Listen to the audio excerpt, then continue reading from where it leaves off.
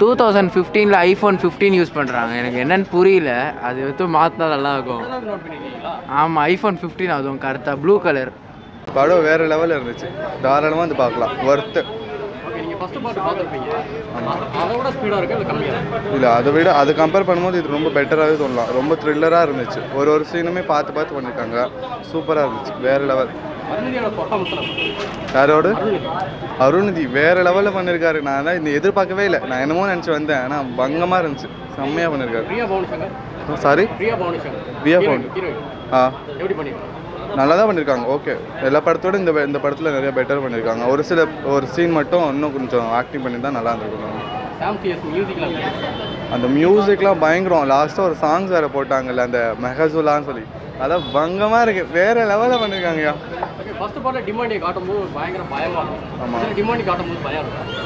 அவ்வளோலாம் இல்லை, ஆனால் பயம் வருது தான், சொல்கிற அளவுக்குலாம் இல்லை.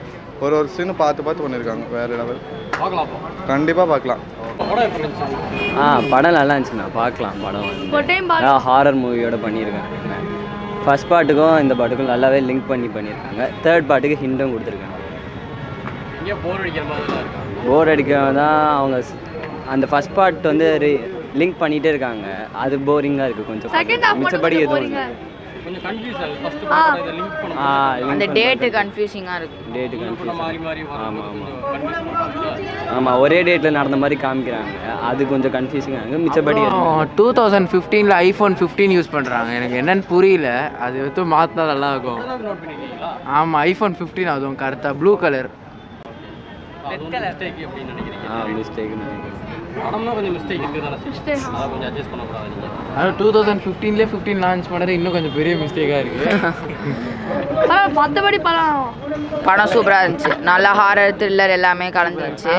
அவ்வளோவா காமெடி இல்லை, ஃபர்ஸ்ட் ஹாஃபில் மட்டும் கொஞ்சம் ட்ரை பண்ணியிருந்தாங்க, வேறு எதுவும் ட்ரை பண்ணல.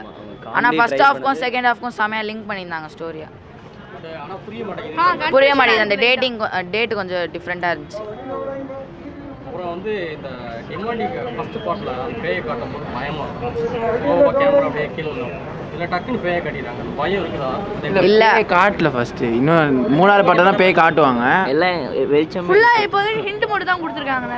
வேற எதுவும் டிமாண்டுகள் இன்னும் 1 அளவுக்கு இல்லைனாலும் இதில் கொஞ்சம் ஹாரர் இருந்துச்சு, பயன்படுத்துகிற மாதிரி. ஃபர்ஸ்ட் பார்ட்டில் ஒரு பேயை காட்டினாங்க, செகண்ட் பார்ட்டில் 2வது பேய்னு ஒன்று காட்டுறாங்க, பார்ட்டில் அதுக்கு மேலே தான் பேய். அது மாதிரி தான் ஹிண்ட். ஆமாம், அதுக்கும் லாஸ்ட்டில் ஹிண்ட் கொடுத்துருக்காங்க. ஒரு கிங் மாதிரி ஒரு ஹிண்ட் கொடுத்துருக்காங்க. அதுக்கப்புறம் ரொனால்டோ அப்பா காமிக்கிறாங்க, புரியல. போர்ச்சுகல்லேருந்து இந்தியா வரைக்கும் ரொனால்டோட பையன் வந்து பயந்துடுறான். ஃபாரின் பேய் தான் காமிக்கிறாங்க. நான் என்ன கேட்குறேன்னா, ஒவ்வொரு பார்ட்டும் பேய்கள் ஒன்றும் இல்லைடா ரொனால்டோக்கு போட்டேன். ஆமாம், அது 3வது பாட்டில் முடிஞ்சிடும்னு நினைக்கிறேன். 5 பார்ட் இருக்குன்னு சொல்லியிருக்கிறாரு. அப்போ தெரில, 5வது பேய் வரும்னு நினைக்கிறேன்.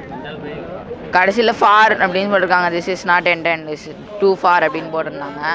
ஸோ கதை கண்டினியூ ஆக போகும்னு நினைக்கிறேன். பிரியா பவன் வந்து அந்த பேர்டு சுற்றும் இல்லையா, அப்போ லவர் வந்து பேசும்போது அப்படியே ஏஞ்சி நடந்து போயிட்டே இருப்பாங்க, அந்த சீலாம் பார்க்கணும் உங்களுக்கு எப்படி இருந்துச்சு?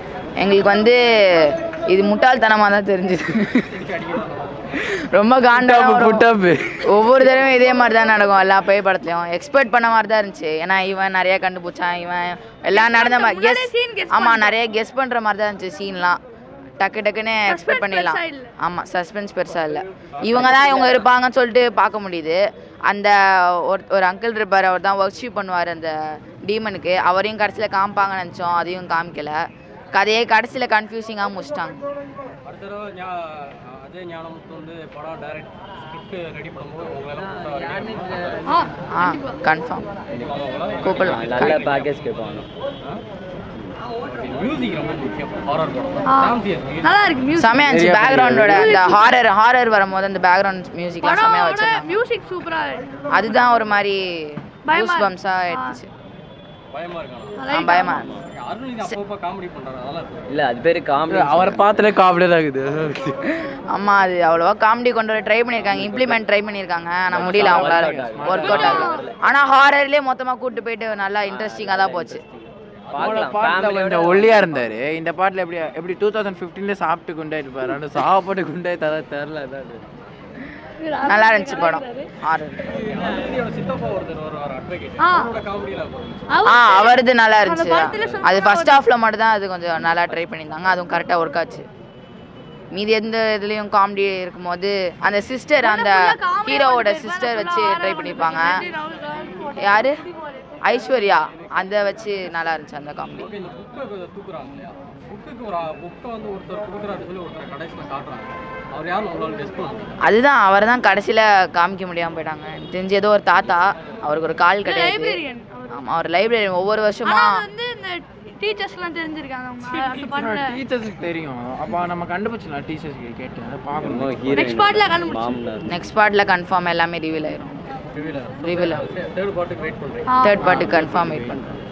ஏன்னா ரொம்ப இன்ட்ரெஸ்டிங்காக முடிச்சிருக்காங்க. அடுத்த பாட்டு பார்க்கணுன்னு ரொம்ப ஆர்வமாக இருக்குது. செகண்ட் பார்ட்லேருந்து போரிங்கே இல்லை, பெஞ்ச் சீட்டடாக இருந்துச்சு.